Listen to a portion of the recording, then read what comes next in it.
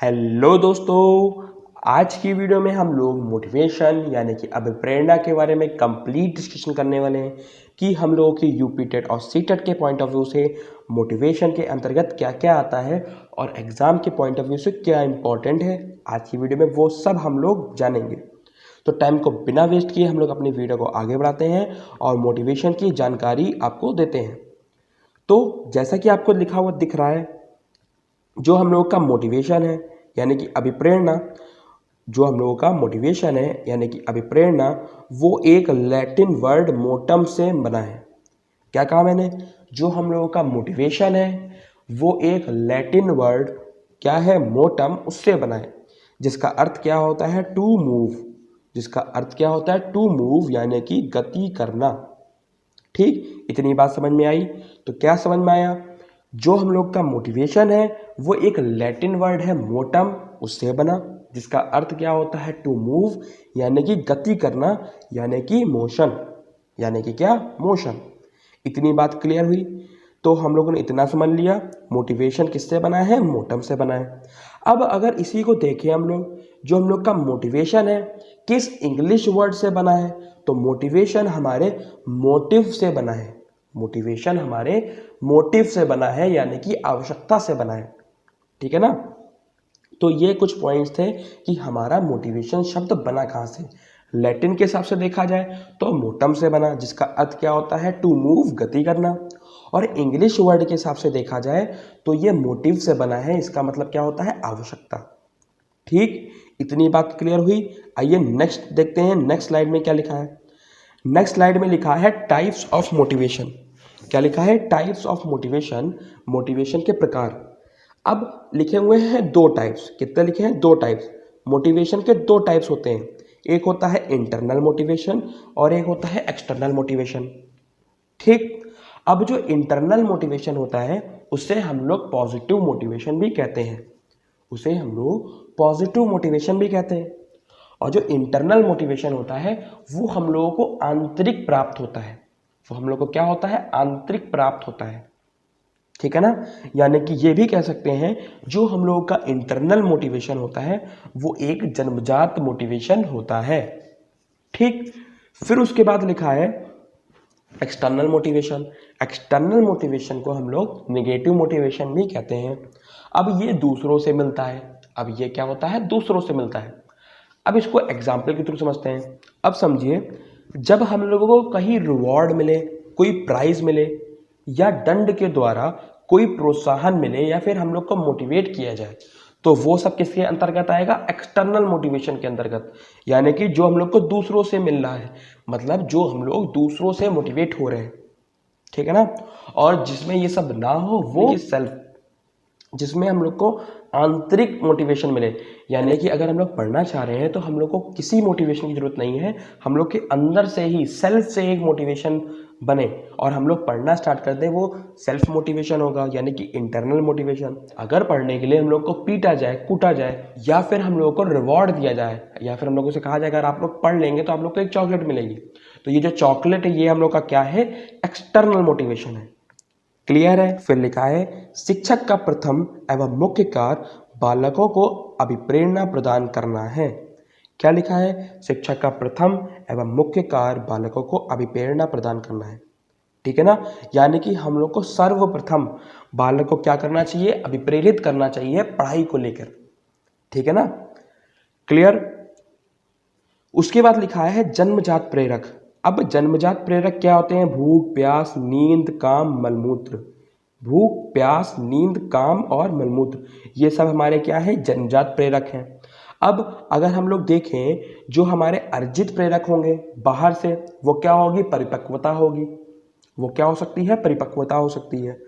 ठीक, अब यहाँ पे कुछ मनोवैज्ञानिक हैं, यहाँ पे कुछ मनोवैज्ञानिक हैं जिन्होंने मोटिवेशन के प्रकार बताए, जिन्होंने मोटिवेशन के प्रकार बताए। अब्राहम मैस्लो ने क्या कहा, मोटिवेशन के दो प्रकार हैं, एक जन्मजात और एक अर्जित। जन्मजात प्रेरकों हम लोगों ने पढ़ लिया है कि जन्मजात प्रेरकों में क्या आते हैं, भूख, प्यास, नींद, काम और मलमूत्र। अगर अर्जित प्रेरक के हिसाब से देखा जाए तो हम लोग की परिपक्वता आ जाती है कि परिपक्वता क्या है, एक अर्जित प्रेरक है। ठीक, थॉमसन के अकॉर्डिंग स्वाभाविक फिर कृत्रिम, मतलब पहला स्वाभाविक और दूसरा कृत्रिम। और गैरेट के अकॉर्डिंग जैविक, मनोवैज्ञानिक और सामाजिक। गैरेट के अकॉर्डिंग जैविक, मनोवैज्ञानिक और सामाजिक। ठीक, हम लोगों ने अभी तक वीडियो में इतना समझा, उससे बस एक बात निकल के आ रही है कि जो मोटिवेशन है वो हम लोगों की पहली रिक्वायरमेंट है। वो हम लोगों की पहली रिक्वायरमेंट है सीखने के लिए। सीखने के लिए पहली रिक्वायरमेंट हमारी क्या है? मोटिवेशन। ठीक, और मोटिवेशन के हम लोगों ने टाइप देखे मनोवैज्ञानिकों के आधार पे। ठीक है ना। आइए नेक्स्ट स्लाइड देखते हैं। नेक्स्ट स्लाइड में लिखा है मोटिवेशन यानी कि मोटिव। अब जो बच्चा मोटिव होता है वो दो तरीके से हो सकता है, एक बायोलॉजिकल और एक सोशियोजेनिक। एक बायोलॉजिकल यानी कि जैविक और एक सोशियोजेनिक यानी कि सामाजिक। अब बायोलॉजिकल में क्या होता है? बायोलॉजिकल में किसके द्वारा हो सकता है? फूड, वाटर, इन सब के द्वारा। ठीक, अब सोशियोजेनिक में क्या आते हैं? सोशियोजेनिक में हमारे रिवॉर्ड्स आते हैं, प्राइज आते हैं, यानी कि हम लोग बच्चे को रिवॉर्ड दें, प्राइज दें, ठीक है ना, या उसको दंड दें। इसके द्वारा अगर हम लोग मोटिवेशन बना रहे हैं या मोटिव दे रहे हैं बच्चे को, तो वो किसके अंतर्गत आएगा? सोशियोजेनिक के अंतर्गत आएगा, यानी कि सामाजिक के अंतर्गत आएगा। ठीक है ना। अब आपको मोटिवेशन अच्छे से समझ में आ गया होगा कि ये मोटिवेशन आखिर है क्या। ठीक, आइए नेक्स्ट स्लाइड में देखते हैं हम लोग कि साइकिल ऑफ मोटिवेशन क्या है। साइकिल ऑफ मोटिवेशन के अंतर्गत तीन हम लोग के बिंदु आते हैं। एक नीड, दूसरा ड्राइव, तीसरा प्रोत्साहन, और ये फिर से नीड पे आ जाता है। अब ये क्या बवाल है, आइए इसको समझते हैं। नीड मतलब हम लोग की आवश्यकता। इसको एक एग्जाम्पल से समझते हैं। जैसे कि मान लीजिए हम लोग को भूख लगी है, तो हम लोग को भूख लगी है तो हमको खाने की आवश्यकता है।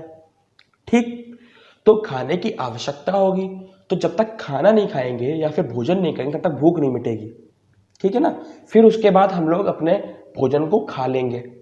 ठीक है ना, भोजन को खा लेंगे और अपनी भूख को मिटा देंगे। ठीक है ना, इतनी कहानी समझ में आई। अब जो खाने की आवश्यकता थी, भोजन की आवश्यकता, जिसमें हमको भोजन की क्या थी? आवश्यकता थी, वो क्या थी? नीड। नीड क्या होता है? जब हम लोग को किसी चीज की आवश्यकता होती है तो हम लोग को क्या होती है? नीड होती है उस चीज की। ठीक, अब नीड होगी, ड्राइव मिलेगी। ड्राइव किससे मिलेगी? जैसे कि यहाँ पे भोजन था, हम लोगों ने भोजन को देखा तो हम लोग भोजन की तरफ बढ़े। हम लोग भोजन की तरफ बढ़े, तो जब हम लोग के पास आवश्यकता होगी फिर हम लोग को ड्राइव मिलेगी, तो हम लोग नीड से ड्राइव की ओर बढ़ेंगे।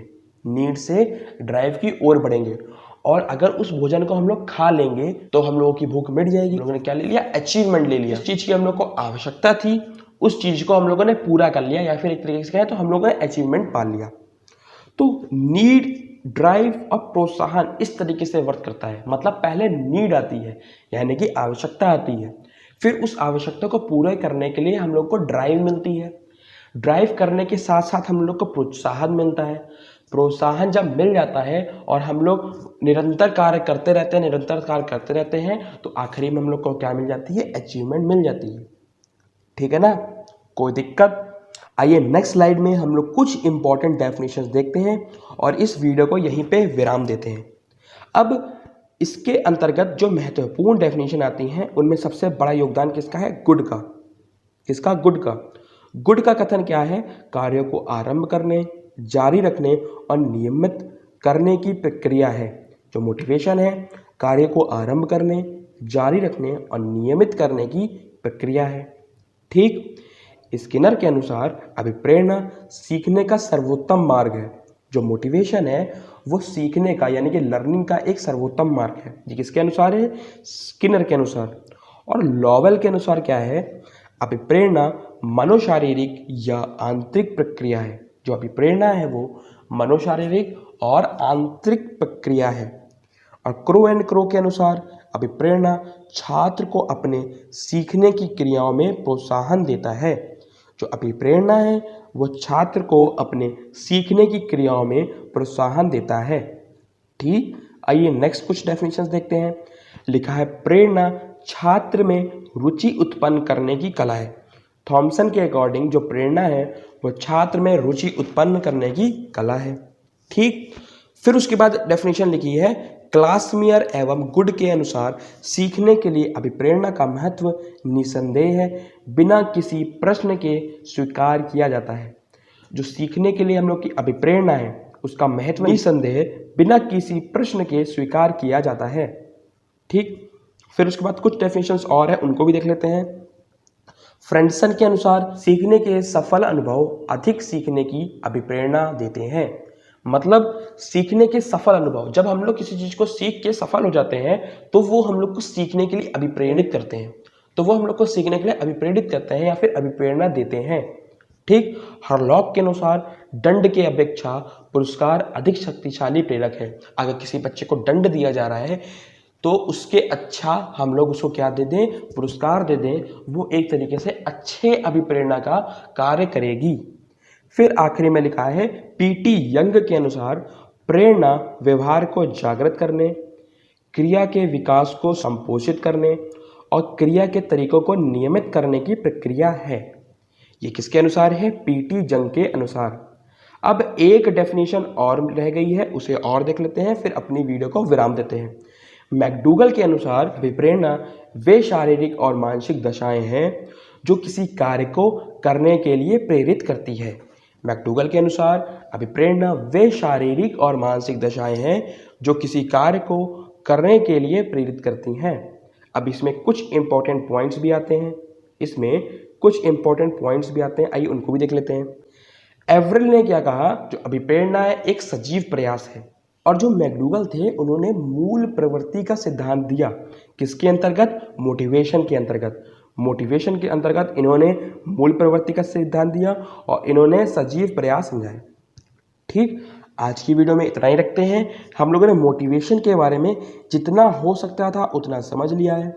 मिलते हैं नेक्स्ट वीडियो में, तब तक के लिए बाय।